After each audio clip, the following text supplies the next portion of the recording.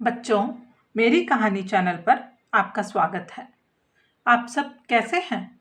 आशा करती हूँ सब खुश हैं। आज की कहानी है गुमशुदा बारिश। लंबे समय से बारिश का नामो निशान नहीं था। जंगल की मिट्टी सूखकर दरारों में बदल गई थी। पेड़ों के पत्ते मुरझा चुके थे और नदी का पानी लगभग गायब हो गया था। सभी जानवर परेशान थे। पक्षियों ने गाना बंद कर दिया था, हिरणों ने खेलना छोड़ दिया था और यहाँ तक कि नदी के किनारे रहने वाले मगरमच्छ भी पानी की कमी से बेहाल थे। जंगल के बीचों बीच एक छोटी सी झील थी जो सभी के लिए ताजगी का स्रोत हुआ करती थी। अब वह भी सूखने लगी थी। हर कोई आसमान की ओर देखता और उम्मीद करता कि बारिश आएगी, लेकिन हर बार उनका इंतजार बेकार जाता। जंगल में जिराफ गुड़िया रहती थी, जो अपने लंबे गले और चमकीले खाल के लिए जानी जाती थी। वह न केवल सुंदर थी, बल्कि बहादुर और समझदार भी थी। गुड़िया को अपने जंगल से बहुत प्यार था और अपने दोस्तों को परेशान देखना उसे अच्छा नहीं लग रहा था। एक दिन जब सभी जानवर झील के पास इकट्ठे हुए, तो बूढ़े कछुए ने कहा, कहानी है कि अगर बारिश लंबे समय तक ना आए, तो इसका मतलब है कि आसमान के राजा हमसे नाराज होकर बारिश रोक दी है। हमें उन्हें मनाना होगा। बुढ़िया ने उत्सुक होकर पूछा, लेकिन हम उन्हें कैसे मनाएं?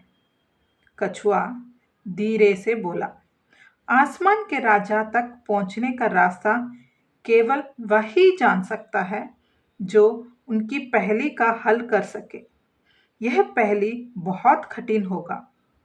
गुड़िया ने तय किया कि वह अपने जंगल के लिए ये जोखिम उठाएगी। उसने सभी जानवरों को अपनी योजना बताई। मैं आसमान के राजा की पहेली हल करने और बारिश वापस लाने की कोशिश करूंगी। मुझे आप सबका समर्थन चाहिए। सभी जानवरों ने एकजुट होकर उसे शुभकामनाएं दी। तोता, जो गुड़िया का करीबी दोस्त था, उसकी मदद के लिए तैयार हो गया। मैं तुम्हारे साथ चलूंगा गुड़िया, तुम अकेले नहीं जाओगी, उसने कहा। गुड़िया और तोता ने अपनी यात्रा शुरू की। रास्ता कठिन था। उन्हें ऊंचे पहाड़ चढ़ने पड़े, घनों जंगलों से गुजरना पड़ा और तेज हवाओं से जूझना पड़ा, लेकिन गुड़िया ने हार नहीं मानी। 2 दिन चलने के बाद वो एक ऊंची पहाड़ पर पहुंचे। वहां उन्होंने एक विशाल सोने का दरवाजे को देखा, जो बादलों से बना हुआ था। दरवाजे पर एक शक्तिशाली आवाज गूंजी, कौन है जो आसमान के राजा से मिलना चाहता है? गुड़िया ने विनम्रता से कहा, मैं गुड़िया हूँ और मैं अपने जंगल को बचाने के लिए आई हूँ। हमें बारिश की बहुत जरूरत है। आवाज ने कहा, अगर तुम राजा से मिलना चाहती हो, तो तुम्हें मेरी पहेली का उत्तर देना होगा। ध्यान से सुनो। वो क्या है जो बिना पंखों के उड़ती है, बिना पैरों के दौड़ती है और बिना किसी आवाज के तुम्हें छू लेती है? गुड़िया और तोता ने एक दूसरे की ओर देखा। पहली कठिन थी।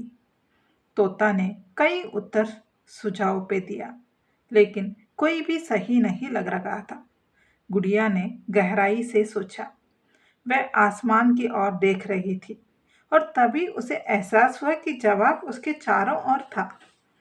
गुड़िया ने मुस्कुराते हुए कहा, जवाब हवा है। वह बिना पंखों के उड़ती है, बिना पैरों के दौड़ती है और बिना किसी आवाज के हमें छू लेती है। सोने का दरवाजा धीरे से खुलने लगा। एक सुनहरी सीढ़ी प्रकट हुई, जो सीधे बादलों के ऊपर जा रही थी। गुड़िया और तोता ने सीढ़ियों पर चढ़ना शुरू किया। जब वह ऊपर पहुंचे, तो उन्होंने आसमान के राजा को देखा। वे एक विशाल चमकीले बादल पर बैठा था। उसकी उपस्थिति राजसी थी। उसके मुकुट से इंद्रधनुष निकल रहे थे और उसके हाथों में बिजली की छड़ी थी। गुड़िया ने विनम्रता से कहा, महाराज, मैं अपने जंगल की ओर से क्षमा मांगने आई हूँ। बारिश ना होने से सभी जानवर पीड़ित हैं। कृपया हमारी मदद करें। आसमान के राजा ने गंभीरता से कहा, मैंने बारिश इसलिए रोकी थी क्योंकि तुम्हारे जंगल ने प्रकृति का सम्मान करना बंद कर दिया था। जानवरों ने पानी बर्बाद किया, पेड़ों को नुकसान पहुंचाया और नदी को गंदा किया। जब तक तुम यह वादा नहीं करते कि तुम सभी प्रकृति की रक्षा करोगे, तब तक मैं बारिश नहीं दूंगा। गुड़िया ने कहा, हम सब ने अपनी गलतियों से सीख लिया है। मैं वादा करती हूँ कि हम पानी बचाएंगे, पेड़ों की रक्षा करेंगे और जंगल को स्वच्छ रखेंगे।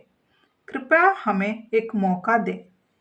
आसमान का राजा ने गुड़िया की ईमानदारी देखी और कहा, ठीक है, मैं तुम्हारे जंगल का बारिश उपहार में दूंगा, लेकिन याद रखना, अगर तुमने प्रकृति का ख्याल नहीं रखा तो ये उपहार हमेशा के लिए छीन लिया जाएगा।